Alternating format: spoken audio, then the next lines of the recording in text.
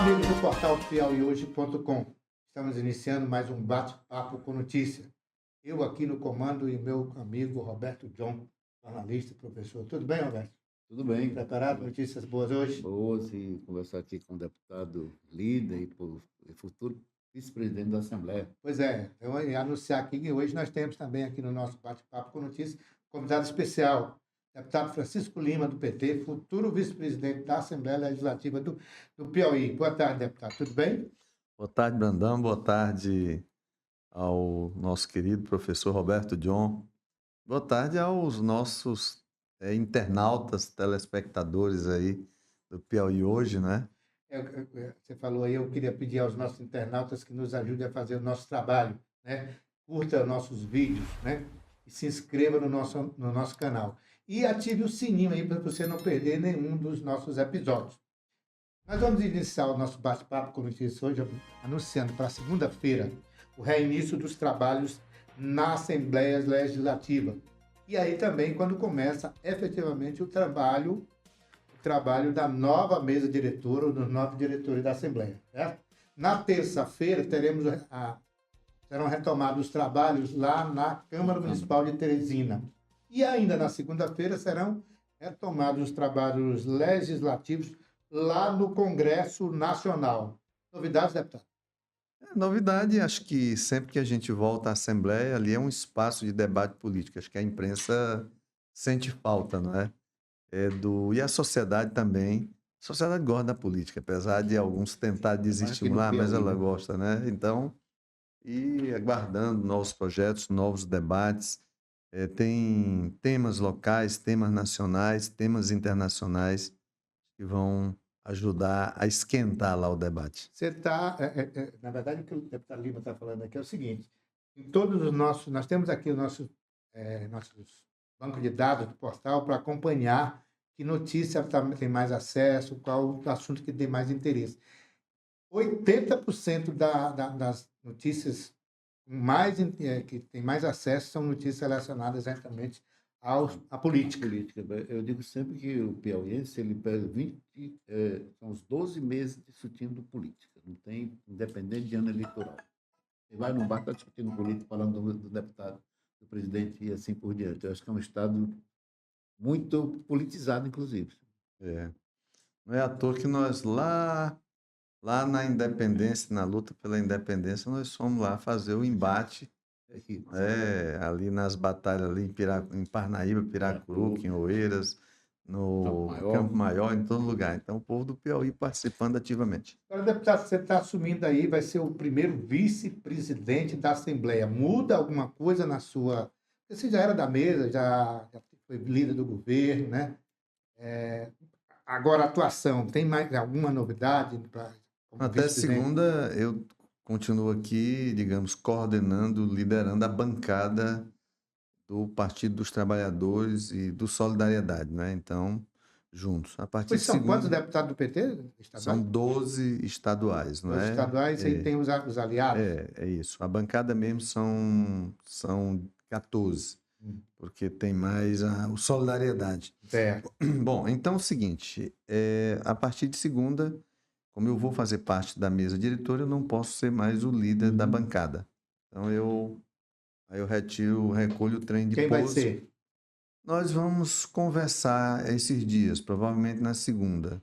Então, mas já tem um nome encaminhado? Já tem alguns nomes que a gente acha que tem perfil, né? Como o deputado Fábio Novo, o próprio deputado Franzé, que deixa a presidência da Assembleia, deputado Elisaías já cumpriu um papel importante.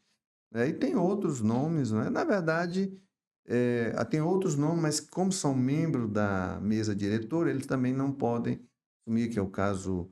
O deputado Vinícius é líder do governo, o deputado Gil é da mesa diretora, o deputado Rubens Vieira também da mesa diretora. Então, quem é da mesa diretora não pode assumir aí a liderança. Você falando isso aí de ter 14 esses dois partidos, majoritariamente do PT, dá um conforto para o governador ou independe? Sem dúvida.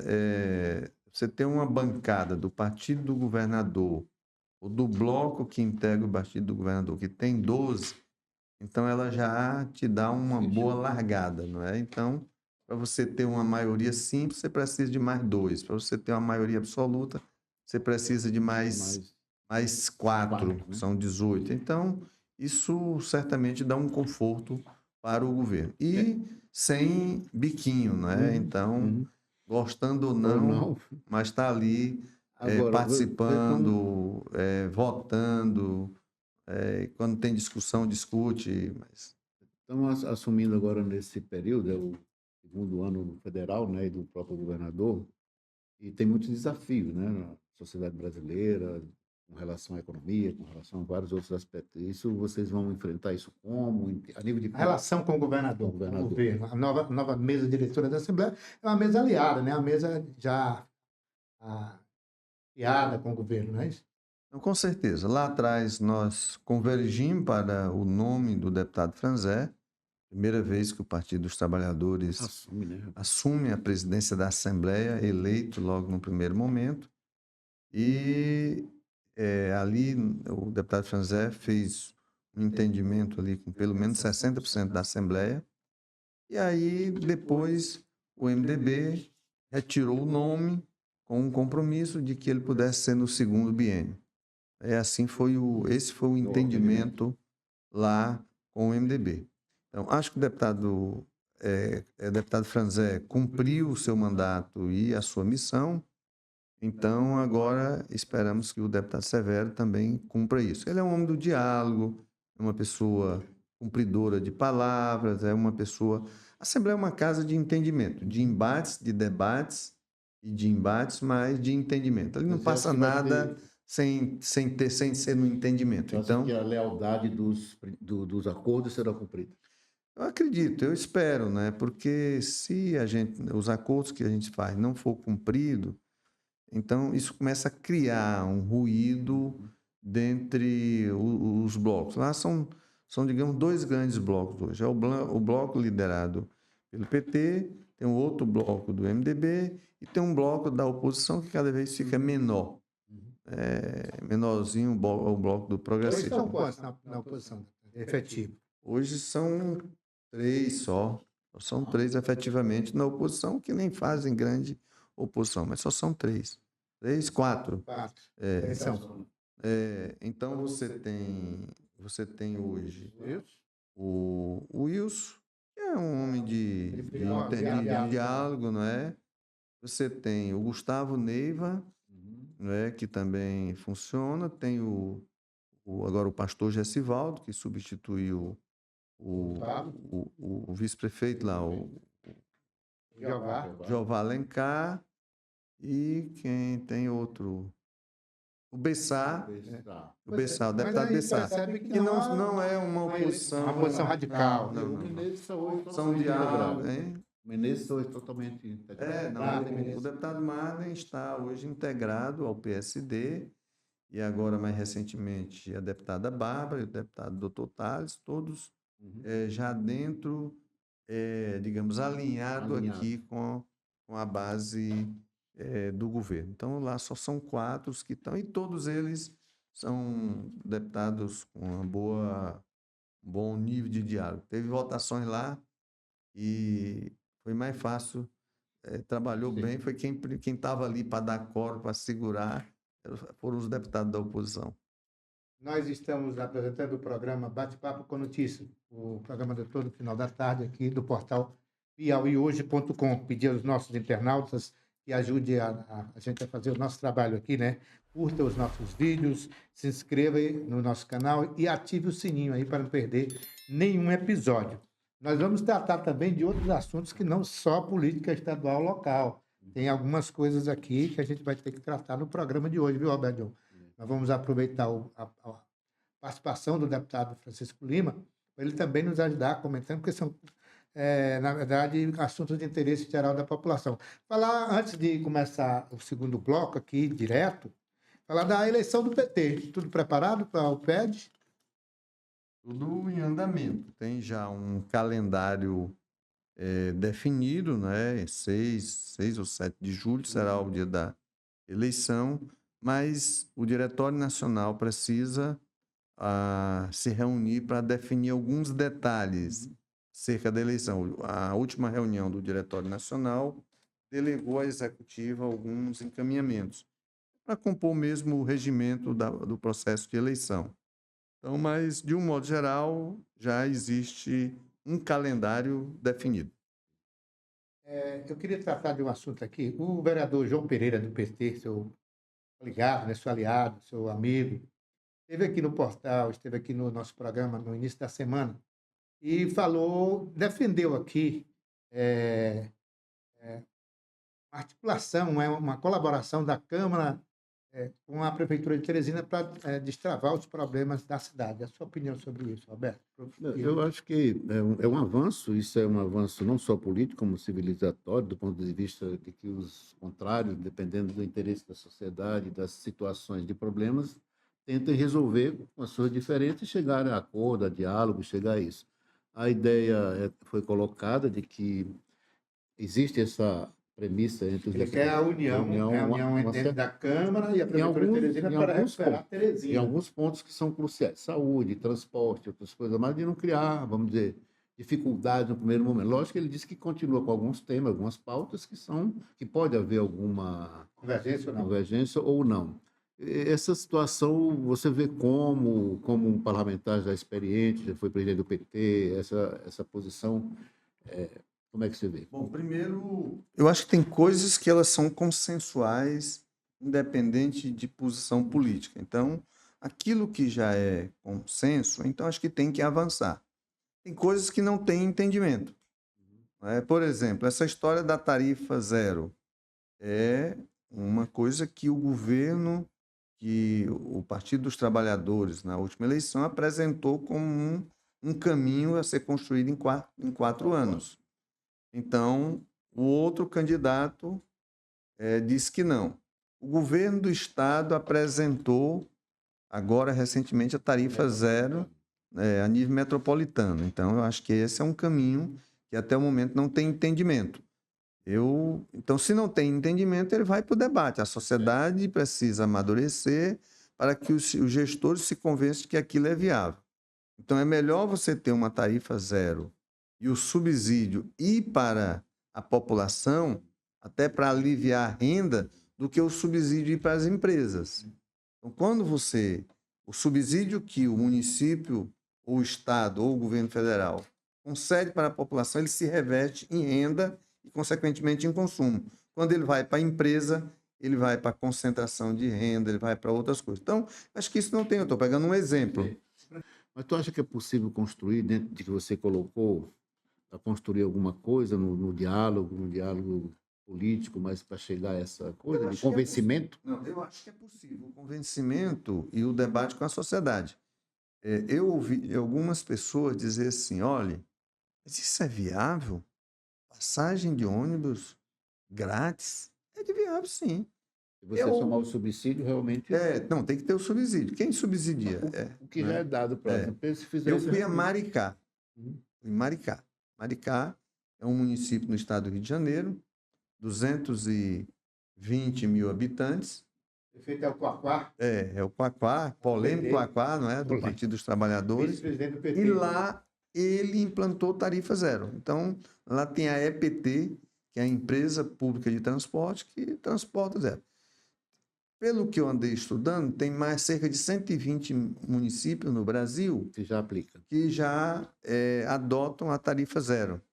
Então, tem deles universalizado, que é o caso de Maricá, e tem município que é tipo assim, tem os estudantes, é 0,800. Os portadores do Bolsa Família, do Cadastro Único, é gratuito.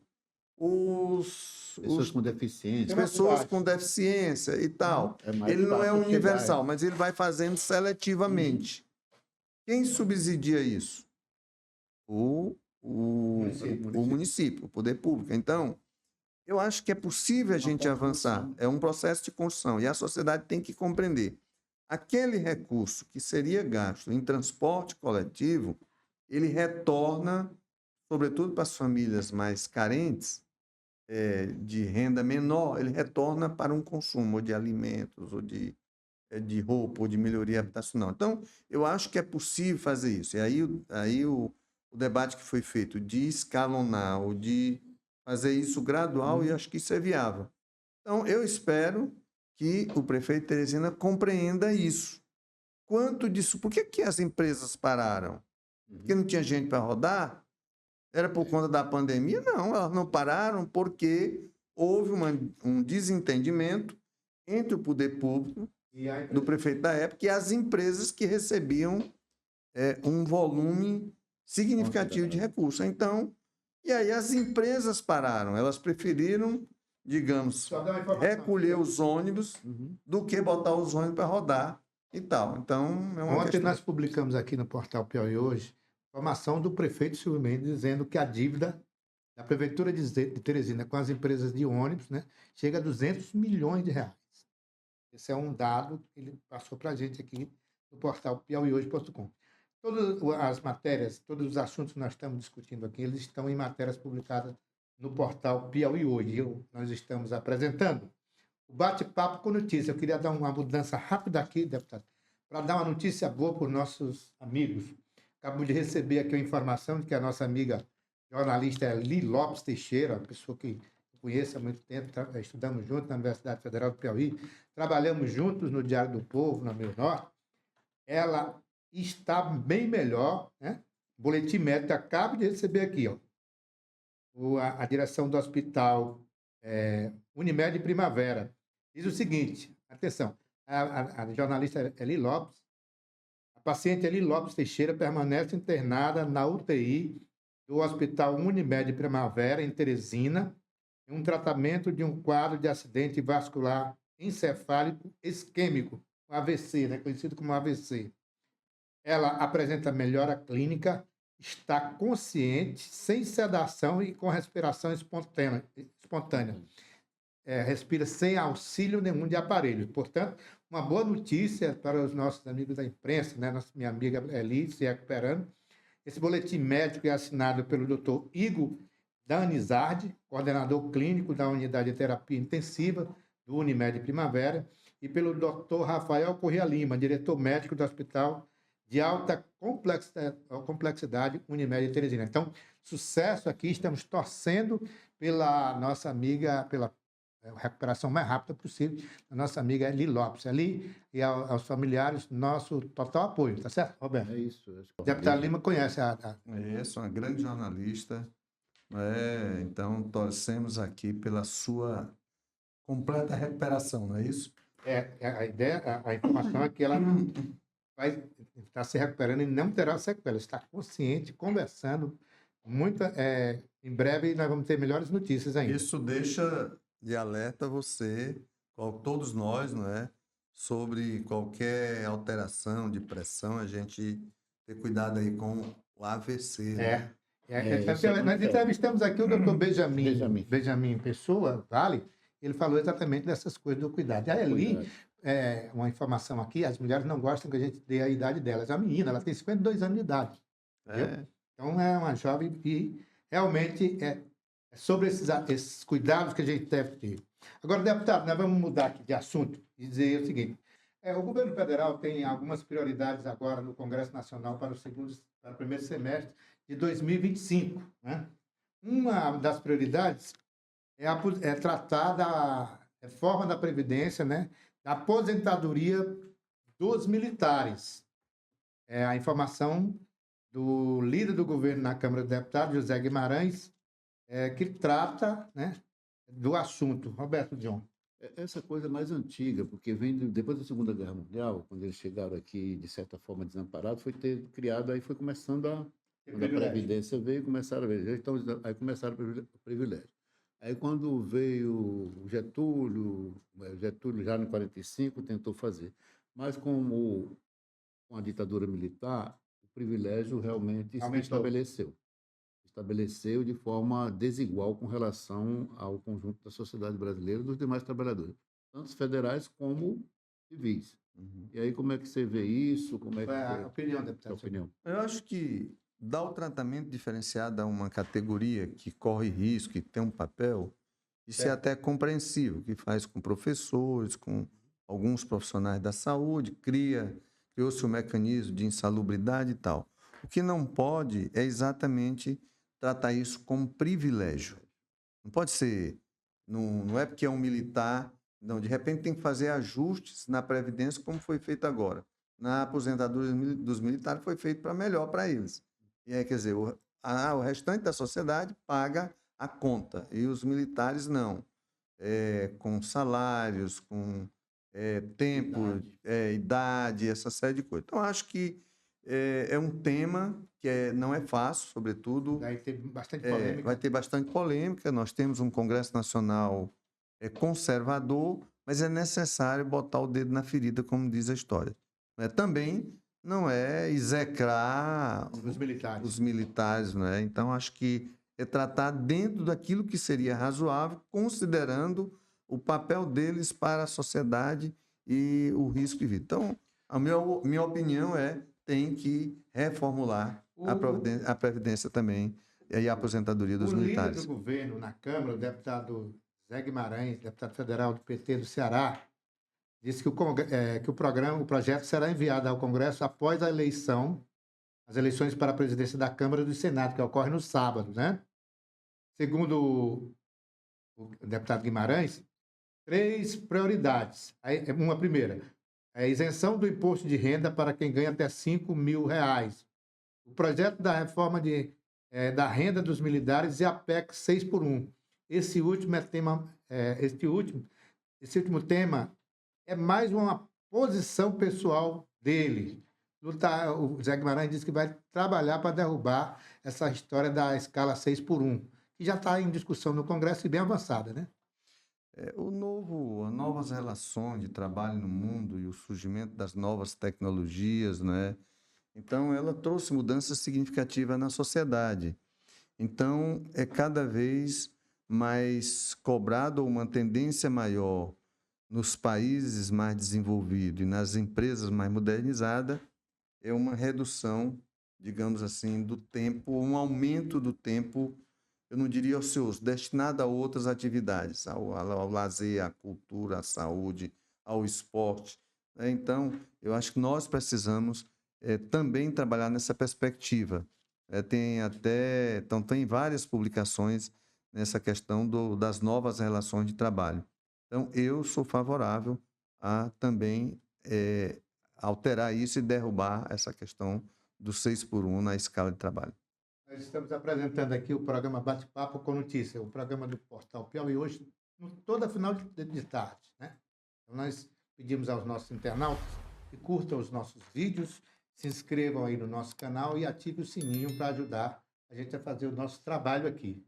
Nós vamos tratar agora do assunto, Roberto, que nós publicamos em primeiríssima mão no Portal Piauí hoje, ontem à noite, que foi a reunião, o governador Rafael Fonteles reuniu as bancadas estadual e federal do PT para tratar a informação de tratar de uma agenda do presidente Lula aqui no Piauí. Mas eu sei que teve também outros assuntos importantes e teve lá também algumas cobranças, né? Como é que você acompanhou isso aí, Roberto? Como é que você avaliou essa reunião?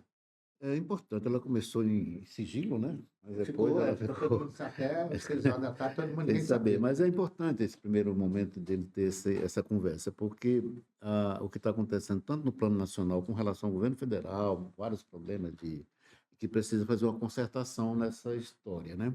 Não só do ponto de vista da governabilidade, mas também o processo eleitoral vamos dizer, já iniciou. Terminou a eleição de 2026, já está em curso. Então, é preciso conversar sobre isso, mas, sobretudo, a questão dessa agenda conjunta do governo do Estado, do governo federal é importante, sempre foi feito dessa forma, né? Desde o ex-governador Wellington, sempre foi fazendo esse casamento entre a agenda estadual e a federal, e uma concertação bem afinada, né, com os senadores e deputados federais.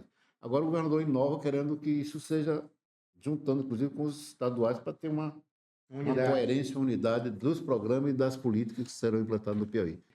Foi a primeira reunião formal que o governador fez com os deputados após a eleição do ano passado, não é isso?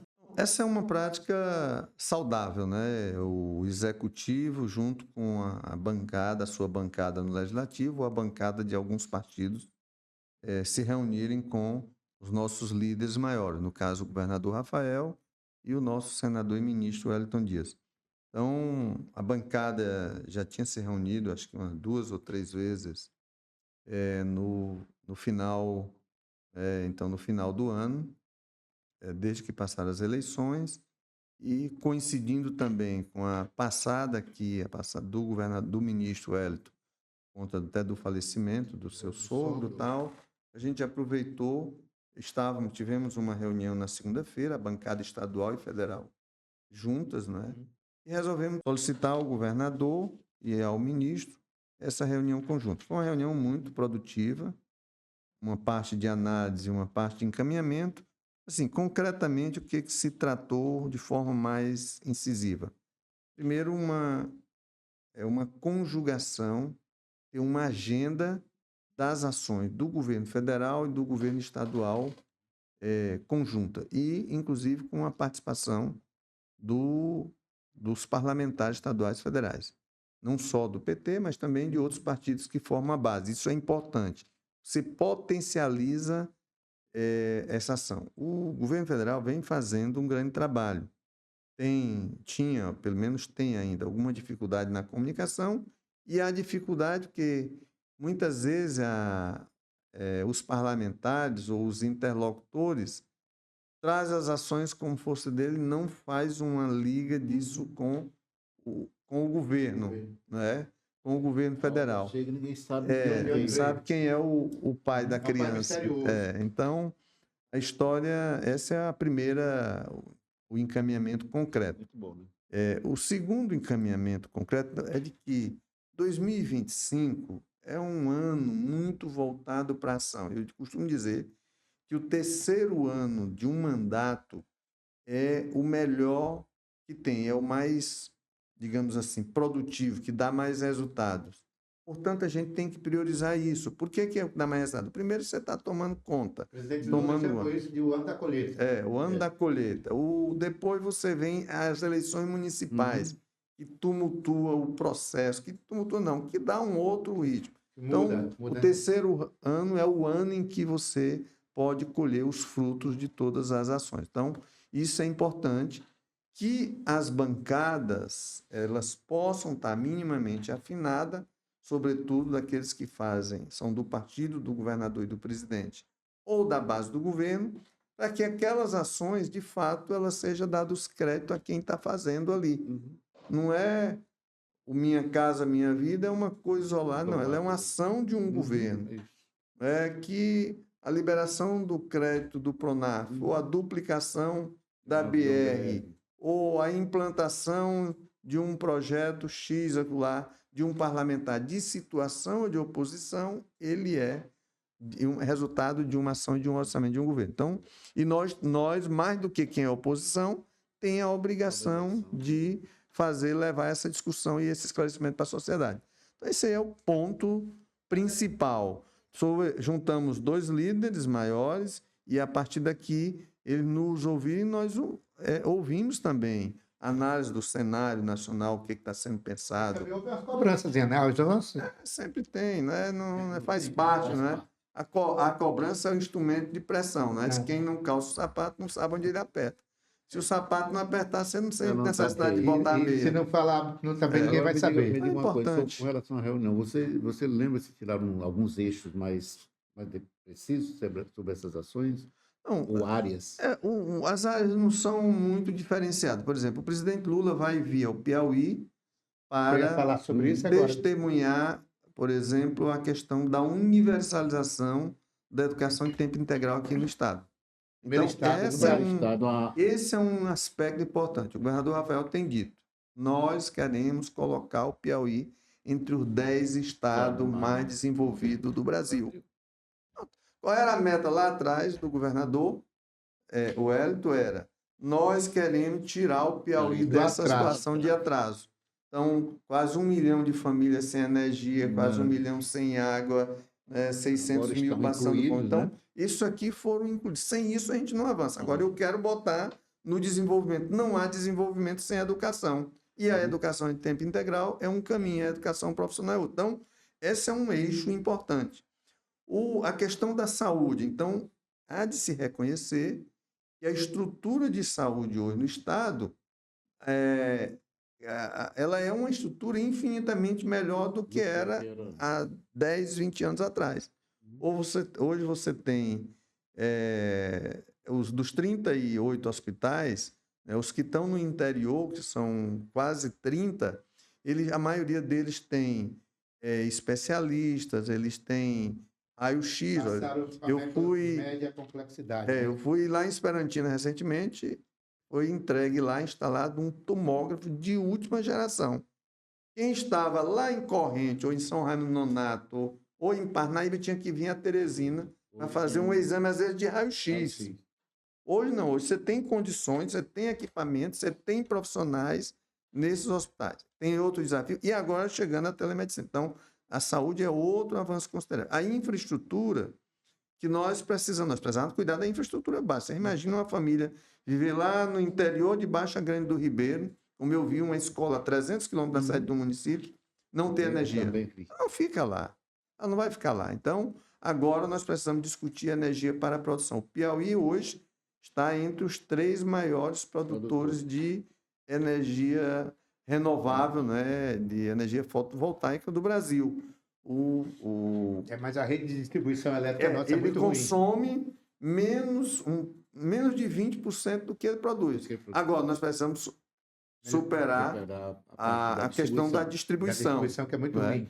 Então, como nós vamos tratar? E dos impactos que essa energia, que a instalação dos parques eólico e fotovoltaico trouxeram para as famílias lá no entorno. Então, os desafios são outros, mas o governador diz, olha, nós queremos colocar o Piauí entre os 10 estados mais desenvolvidos. Nós queremos a industrialização do interior do Piauí. Nós queremos que os jovens tenham acesso ao mínimo de tecnologia que eles possam ser competitivos. Então, a infraestrutura, a educação, agora o turismo entra como uma coisa importante, as energias renováveis.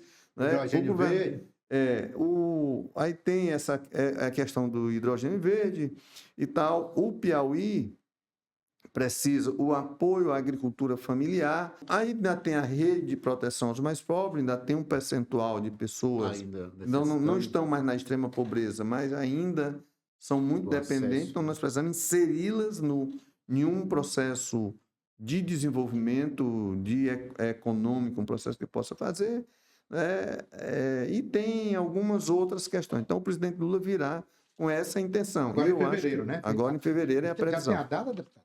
Não, já tem umas 2 ou 3 sugestões, mas é melhor aguardar um comunicado lá da agenda do presidente. Só dar informação que a última vez que o presidente Lula esteve no Piauí foi em 2024, em junho de 2024, quando ele veio encerrar aquela 11ª edição da Caravana Federativa. Então, foi em 21 de junho de 2024. Ele esteve aqui no Centro de Convenções e está voltando ao Piauí, conforme anunciado aqui pelo deputado Lima. Só uma coisinha aí bem rapidinho, porque eu sempre preocupado com a questão da saúde. O que está sendo instituído no Piauí agora, instalado nos municípios, você acha que vai fazer com que os médicos permaneçam no município, que é um problema? Sempre foi um problema. Já tem muito mais médico do que a gente tinha antes, né? Antes, eu fui prefeito de 2005 a 2012. Que era uma dificuldade muito grande. E era uma dificuldade você conseguir um médico para permanecer 3 dias lá. 4 dias. Melhorou? Vai melhorar? Isso melhorou muito. Já tem mais médico nas cidades, já tem mais estrutura. E os especialistas, já tem muita gente nas cidades polos. Suas clínicas. Campo Maior, Bom Jesus, Floriano, São Raimundo, Valença, então já tem muito. E aqueles que são de menor número, eles vão circulando. Hoje a mobilidade é muito mais fácil, então você já tem hoje Parnaíba como referência, você já tem Floriano como referência. Antigamente você só tinha Teresina. Então, agora não, as estruturas já permitem, inclusive muitos médicos permanecem lá, residem lá. A regionalização está acontecendo. Na prática. Nós estamos aqui encaminhando para o final do nosso bate-papo com notícias de hoje, né? Mas antes, eu queria dar 2 informações já. Primeiro, tratando de saúde aí. Hoje a informação, né? que o prefeito Silvio Mendes visitou os hospitais de Teresina acompanhado de uma equipe do Ministério da Saúde. A Prefeitura de Teresina tem dado muita informação de que uma prioridade da gestão do prefeito Silvio Mendes é exatamente o caos na saúde de Teresina. Foi realmente um desastre a gestão anterior, né? A outra informação é que a polícia do Piauí, a polícia de Teresina, prendeu aquele grupo acusado de assaltar a casa do vereador João Pereira, do PT, na semana passada. Prendeu o grupo inteiro, né? Esse grupo invadiu a casa do vereador, colocou a família de refém, e nós estamos recebendo a notícia aqui que todo o grupo foi preso pela polícia do Piauí. Parabenizar aqui o pessoal da Secretaria de Segurança, que tem feito um grande trabalho no combate ao crime. Eu acho que é importante. A segurança não é só o policiamento ostensivo, mas é também o trabalho de inteligência. E muitas vezes essas prisões dependem disso. Lá no meu município, São João do Arraial, teve um dia desse um homicídio dois jovens assassinaram um outro jovem de 23 anos. Provavelmente especula-se a causa, mas assim, em menos de 72 horas foram presos os dois. Então a polícia começa a trabalhar com essa informação. Ela está trabalhando mais fortemente com a inteligência, né, com o rastreamento e com a ajuda das tecnologias também vai ajudando. Eu acho que esse é o grande desafio que a gente tem, não é? Bom, nós vamos concluir aqui o nosso bate-papo com a notícia de hoje. Roberto João, obrigado. Obrigado também, obrigado ao deputado Lima, né? Deputado E Lima. aqui estamos à disposição aqui para o debate sempre, né? Vamos ter muitos assuntos daqui para frente. Deputado, fica à vontade com as suas considerações finais e anuncie aí alguma coisa que tem boa. Primeiro é parabenizar aí vocês por formando essa dupla aí, não é? Brandão e John, não é? Professor Roberto John, dois jornalistas aí que têm uma história na imprensa piauiense, no jornalismo, na comunicação piauiense. Acho que isso é importante ter gente com essa maturidade, com a visão que vocês têm. Outra é dizer que a comunicação é cada vez mais rápida, né? Ela não... Nós estamos aqui nas nossas redes sociais. Inclusive, então... tivemos uma boa notícia, nós tivemos uns vídeos aí, umas matérias que superaram 1 milhão de acessos no nosso Instagram. E aí vocês combinarem essa experiência anteriores com aquilo que a nova comunicação, as novas tecnologias permitem. Então, isso é bom.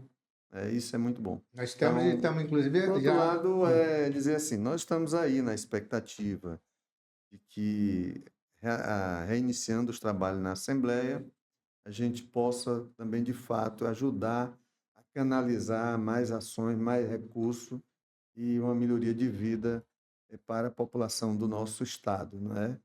Então, eu acho que isso é uma coisa boa. Chuvas fortes agora, com mais esperança aí dos agricultores, né? Dos agricultores, das agricultoras. Então, tem muita coisa boa acontecendo aí nesse Piauí e vai continuar assim. Muito obrigado, deputado. Muito obrigado, deputado Francisco Lima, pela participação aqui no nosso bate-papo com notícias. Voltamos amanhã, no final da tarde. Até breve.